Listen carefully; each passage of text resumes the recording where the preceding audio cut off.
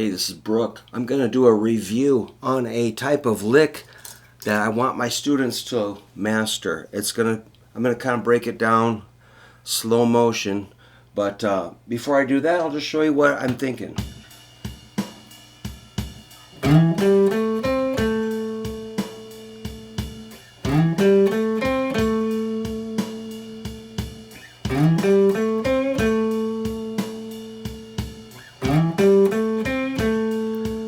You could always change.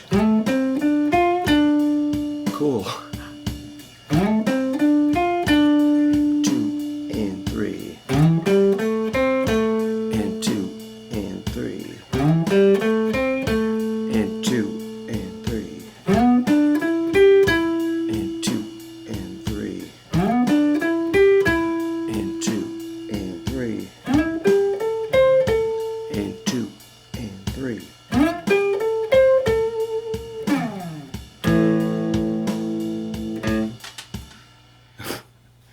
I gotta get a foot switch for that drum machine. Alright, so we've been through this lick before, but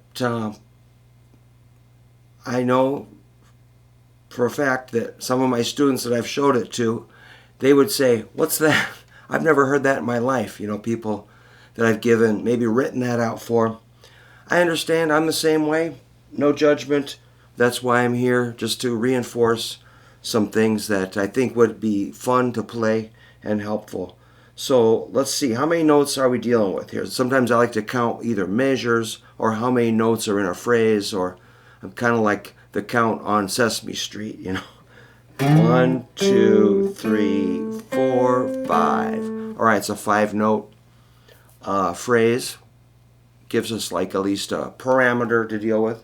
So I'm thinking key of A, just because Led Zeppelin, Kiss, Free, the Rolling Stones, Chuck Berry, Brian Setzer, the Stray Cats, the Ramones, and country, or rockabilly, or blues, or Elvis, or anything. The Beatles. A just rocks, okay? For key, you know, if I say, hey, what's the best key to play in? My students are like, H? You know, no, that was rude. A joke. But you know, B flat, E flat, maybe. But for me and other old rockers, we love that A sound. So if you kind of want to get in gear, just maybe get your pointer finger here and hit that A5 power chord. That's 3 notes, A, E, A, 0, 2, 2, 5th string, 4th string, 3rd string. Pointer finger. Right. That'll get your ear kind of acclimated to the tonal center of this topic here. So the lick is pretty easy. Start with your ring finger, 5th string, 7th fret. I like to slide into that. And you can slide from anywhere. Oops, not there. But, or you could slide like 2 frets, 1 fret, 3 frets, 4 frets, 5 frets. I kind of like 5 frets.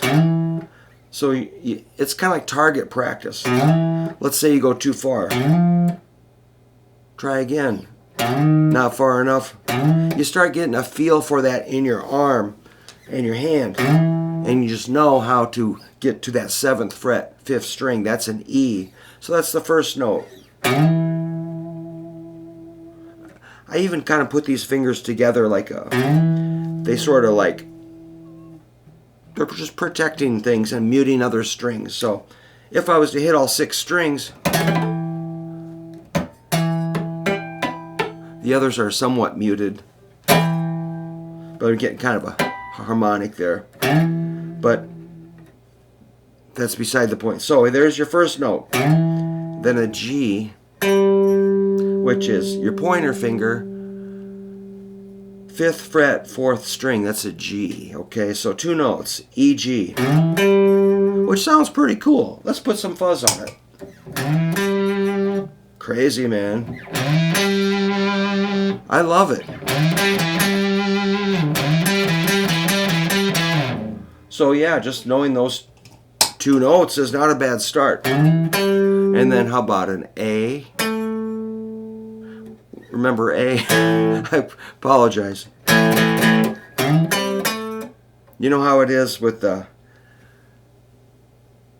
my students, you know, I'm like, hey man, show me an A. They're like, what's that? You know, like, note. I apologize. I'm trying to be funny here. It's probably not coming off right, but that's 7th fret, 4th string. So 3 notes. I personally love this riff, so I am kind of teasing how simple it is, and that I think it's cool, you know. So we're all, the more simple you play, the cooler it is. So just simple, simple. That's a 7, 5, 7, and then you got another 5, 7. That's it. That's a C, A. So E, G, A, C. That's 3rd string. A 5th fret. Use your pointer finger. Your ears will start picking this up. So that's why I tell you the notes over and over. I think I was tuning a guitar last night, sitting on the couch, trying to do it real quiet while my wife was watching a video. And I tuned it just by remembering what these notes sound like. And then I think some sort of a commercial or instrumental music came on. I could tell it was vividly, I could hear it was a D, and I go, and then, you know, I could follow it.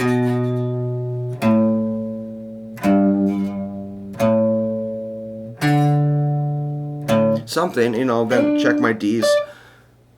So you start hearing them, and I'm like, I kind of fine-tune the guitar to the video. I did not use a electronic tuner. So I'm just saying, training our ears is what I'm encouraging here. So here's the lick. So it's E, G, A, C, A. That 4th string, 7th fret, A. So the timing, 1 and 2 and 3. 1 and 2 and 3. 1 and 2 and 3.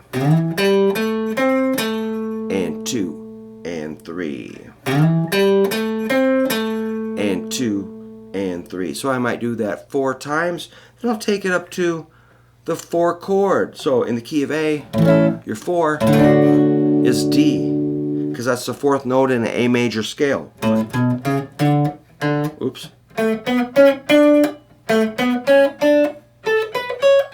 The 4th note in an A major scale is D, so that's why we call D the 4. So I'm going to take it up and land on a D. So I'm up at like 12s and 10s here. Same string, same finger, same shape, same lick. So I do that probably twice. Back to the A twice. Then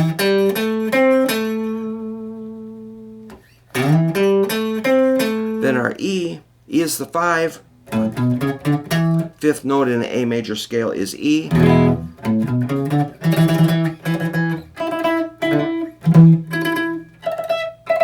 So there's your 5. I'm just going to take it up 2 more frets. And 2 and 3. I might do that twice. And then back to A. I could go down here, or if you want to kind of break it up a little bit, go to the high A. A lot of my students are kind of like intimidated by this part of the neck. I'm just like, man, that's all in your mind. It's the exact same thing. Just up. You'll get used to it. That's 17s and 19s, just like the first A. And, you know, I might miss a little bit, but just get as close as you can. All right, let me throw it all together one more time with the drums. Let's add the fuzz. I'll just play it. And 2 and 3, 4, 1 and 2 and 3.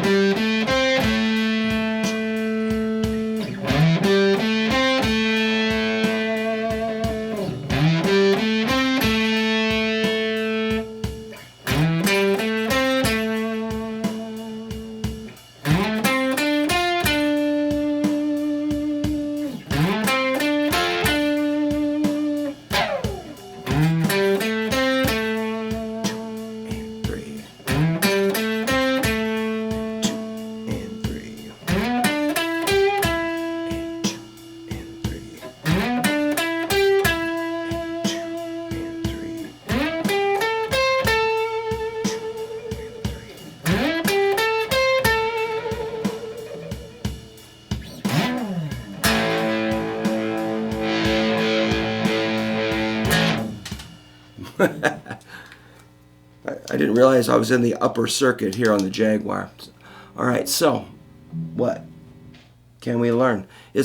I know that sounds kind of stiff and predictable, and that is the point. Give us something that's not random and just a scale,